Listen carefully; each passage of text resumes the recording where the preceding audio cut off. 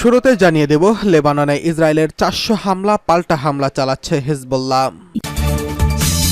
জানিয়ে দেব, ইরানের কয়লা খনিতে বিস্ফোরণে 28 জনের প্রাণহানি। এদিকে মার্কিন কোম্পানির উপর নিষেধাজ্ঞা দিল চীন। জানিয়ে দেব, ইসরায়েলের সেই বিমান হামলায় হিজবুল্লাহ দ্বিতীয় প্রধান কমান্ডার নিহত। সর্বশেষ জানিয়ে দেব, রাশিয়ার 2 অস্ত্র ভান্ডারে হামলার দাবি করছে ইউক্রেন। লেবাননে ইসরায়েলের 400 হামলা পাল্টা হামলা চালিয়েছে হিজবুল্লাহ। লেবাননের হিজবুল্লাহর বিভিন্ন লক্ষ্যবস্তুতে 400টি হামলা চালিয়েছে ইসরায়েলি বাহিনী। শনিবার এমন দাবি করেছে ইসরায়েলি সামরিক বাহিনী। অপরদিকে ইসরায়েলের হাইফা শহরের কাছে রামাত ডেভিড ঘাঁটিতে রকেট হামলা চালিয়েছে বলে দাবি করছে হিজবুল্লাহ। রোববার 22 সেপ্টেম্বর আল জাজিরার প্রতিবেদনে বলা হয়েছে, গাজা যুদ্ধ শুরুর পর ইসরায়েলি বাহিনী এবং হিজবুল্লাহর মধ্যে এটি সবচেয়ে বড় সংঘাতের ঘটনা। এক বিবৃতিতে ইসরায়েলি সামরিক বাহিনীর মুখপাত্র ড্যানিয়েল হাগারি বলেছেন, ইসরায়েলি নাগরিকদের বিরুদ্ধে হুমকি মোকাবেলায় দক্ষিণ লেবাননে হিজবুল্লাহর লক্ষ্যবস্তুতে ব্যাপক হামলা চালানো হয়েছে। হামলায় অনেকগুলো যুদ্ধ বিমান ব্যবহার করা হয়েছে। লেবাননে স্থানীয় সংবাদ মাধ্যম জানিয়েছে, ইসরায়েলি যুদ্ধ বিমান শনিবার সন্ধ্যা থেকে দক্ষিণ লেবাননে বড় ধরনের হামলা চালিয়েছে। এর আগে শুক্রবার 150টি রকেট দিয়ে ইসরায়েলের সীমান্ত এলাকায় হামলা চালায় হিজবুল্লাহ। তবে এই হামলায় প্রাথমিকভাবে কেউ হতাহত হওয়ার তথ্য পাওয়া যায়নি। এদিকে নিজ দেশের নাগরিকদের লেবানন ছাড়ার আহ্বান জানিয়েছে যুক্তরাষ্ট্র। মার্কিন পররাষ্ট্র দপ্তর গতকাল শনিবার এক বিবৃতিতে নিজেদের নাগরিকদের লেবানন ছাড়ার আহ্বান জানায়। সাম্প্রতিক সময় ইসরায়েল ও হিজবুল্লাহর মধ্যে সহিংসতা তীব্র আকার ধারণ করায় এমন সতর্কতা অবলম্বন করছে দেশটির পররাষ্ট্র দপ্তর।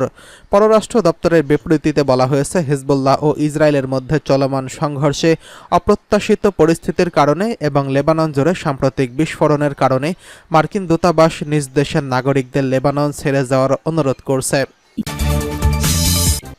এদিকে ইরানের কয়লা খনিতে বিস্ফোরণে 28 জনের প্রাণহানি। ইরানের দক্ষিণ খোরসান প্রদেশের একটি কয়লার খনিতে গ্যাস বিস্ফোরণে কমপক্ষে 28 জন নিহত হয়েছেন। এছাড়া এই ঘটনায় আরও 17 জন আহত হয়েছেন। এছাড়া 30 জন শ্রমিক রিপোর্টে লেখা পর্যন্ত খনিতে আটকে ছিল বলে জানা গেছে। সংবাদ মাধ্যমের প্রতিবেদনে বলা হয়েছে, মদনজু কোম্পানির পরিচালিত খনির বি এবং সি ব্লকে মিথেন গ্যাস বিস্ফোরণে এই দুর্ঘটনা ঘটে। বিস্ফোরণের সময় ব্লকে মোট শ্রমিকের সংখ্যা ছিল 59 জন। স্থানীয় ইরানের সংবাদ মাধ্যম জানিয়েছে, শনিবার স্থানীয় সময় রাত 9টার দিকে বিস্ফোরণটি ঘটে। এবার মার্কিন কোম্পানির উপর নিষেধাজ্ঞা দিল চীন। স্বায়ত্তশাসিত তাইওয়ানের কাছে অস্ত্র বিক্রির জেরে কয়েকটি মার্কিন অস্ত্র বিক্রেতা কোম্পানির উপর নিষেধাজ্ঞা আরোপের ঘোষণা দিয়েছে চীন। তবে কোন কোন মার্কিন কোম্পানির উপর নিষেধাজ্ঞা আরোপের ঘোষণা দিয়েছে চীন তা জানায়নি বেইজিং।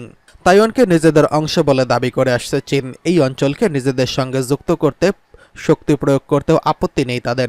তবে তাইওয়ানের প্রতি আকুণ্ঠ সমর্থন দিয়ে যাচ্ছে যুক্তরাষ্ট্র। অস্ত্র বিক্রি থেকে শুরু করে সামরিক প্রশিক্ষণ কোনো কিছুই বাদ দিচ্ছে না ওয়াশিংটন। যুক্তরাষ্ট্রের কাছ থেকে F-16 যুদ্ধ বিমান, আমব্রাস ট্যাঙ্ক এবং বিভিন্ন পাল্লার মিসাইল পাওয়ার কথা রয়েছে তাইওয়ানের। বছরের পর বছর তাইওয়ানকে যুক্তরাষ্ট্রের এমন সমর্থনে ক্ষুব্ধ হয়েছে বেইজিং। তাইওয়ানের শুধু যুক্তরাষ্ট্রের কাছ থেকে অস্ত্র কিনছে না, নিজেদের অস্ত্র শিল্পকেও পুনরুজ্জীবিত করার চেষ্টা চালাচ্ছে। দেশটির পুরুষদের জন্য মিলিটারি সার্ভিস 1 বছরের জন্য বাধ্যতামূলক করা হয়েছে। তাইওয়ানকে সহযোগিতা না করতে চীন মার্কিন কোম্পানিগুলোর প্রতি আহ্বান জানালেও তাতে কান দেয়নি তারা। বলা হচ্ছে, চীনকে চাপে রাখতে তাইওয়ান ইস্যু সজাগ রাখতে যুক্তরাষ্ট্র প্রচেষ্টা চালিয়ে যাচ্ছে। এর জন্য তাইওয়ানকে সামরিকভাবে শক্তিশালী করার প্রয়োজন। তাই তো সব আশঙ্কা পেছনে রেখে অঞ্চলটির কর্তৃপক্ষের কাছে অস্ত্র বিক্রির কাজটি করে যাচ্ছে যুক্তরাষ্ট্র। এদিকে ইসরায়েলের সেই বিমান হামলায় হিজবুল্লাহর দ্বিতীয় প্রধান কমান্ডার নিহত।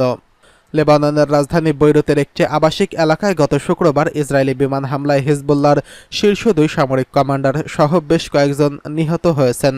এই ঘটনায় মধ্যপ্রাচ্যের সম্ভাব্য সর্বাত্মক যুদ্ধে জড়িয়ে পড়ার সংখ্যা আরও তীব্র হচ্ছে। হিজবুল্লাহর পক্ষ থেকে জানানো হয়েছে, নিহতদের মধ্যে অন্যতম ছিলেন ইব্রাহিম আকিল, যিনি সংগঠনের এলিট রাদওয়ান বাহিনীর একজন শীর্ষ কমান্ডার।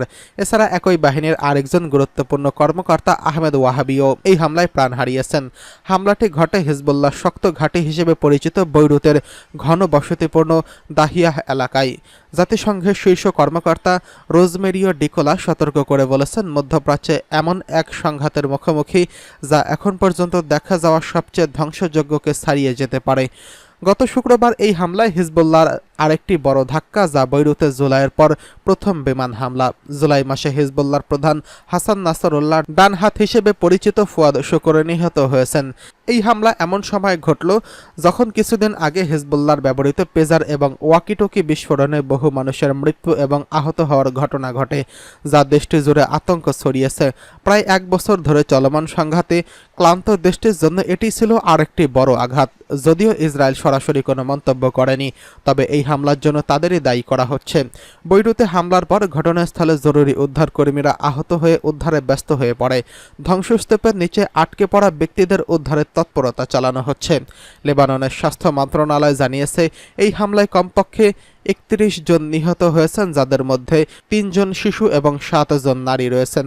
এছাড়া বহু মানুষ আহত হয়েছেন। এদিকে রাশিয়ার ২ অস্ত্র ভান্ডারে হামলার দাবি করছে ইউক্রেন। রাশিয়ার ২ অস্ত্র ভান্ডারে হামলা চালানোর দাবি করছে বলে জানিয়েছে ইউক্রেন। বার্তা সংস্থা রয়টার্সের এক প্রতিবেদনে এই তথ্য জানানো হয়েছে। এক বিবৃতিতে ইউক্রেনের সেনাবাহিনী জেনারেল স্টাফ জানান, রাশিয়ার দক্ষিণাঞ্চলে টিকোরেস্কো এবং পূর্বাঞ্চলে তেভারের অস্ত্র ভান্ডারে হামলা চালানো হয়েছে। এর মধ্যে রাশিয়ার অন্যতম বড় গুরুত্বপূর্ণ অস্ত্র ভান্ডার ছিল তিকারস্কে।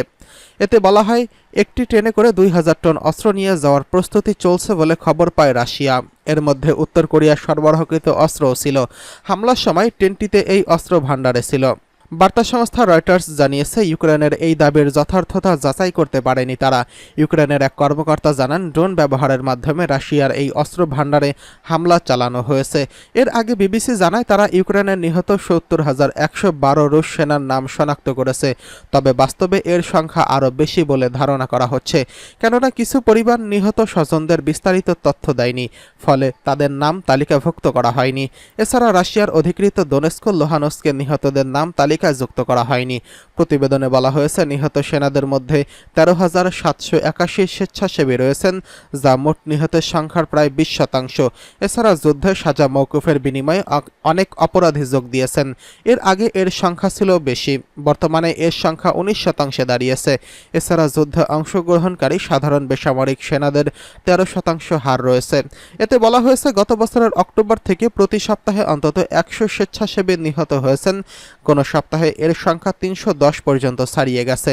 প্রতিবেদনে আরও বলা হয়েছে, যুদ্ধে নিহত সেনাদের বিষয়ে খুব কম মন্তব্যই করে ইউক্রেন। গত ফেব্রুয়ারিতে দেশটির প্রেসিডেন্ট ভ্লাদিমির জেলেনস্কি বলছিলেন, রাশিয়ার সঙ্গে যুদ্ধে ইউক্রেনের ৩১,০০০ সেনা প্রাণ হারিয়েছেন। তবে এ সংখ্যা আরও বেশি হবে বলে অনুমান করছেন মার্কিন গোয়েন্দা সংস্থা।